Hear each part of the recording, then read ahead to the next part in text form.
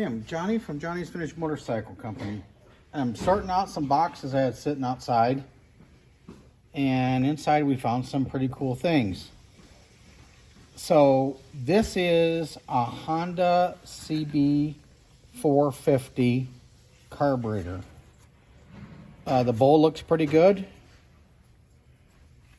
All in all, looks pretty good. This is nice.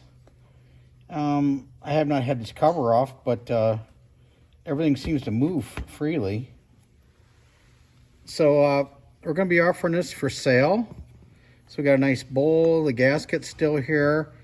And this fits a Honda CB450 left side, but I'm not sure exactly what models it is. We're just kind of going through some carburetors that we've had for years.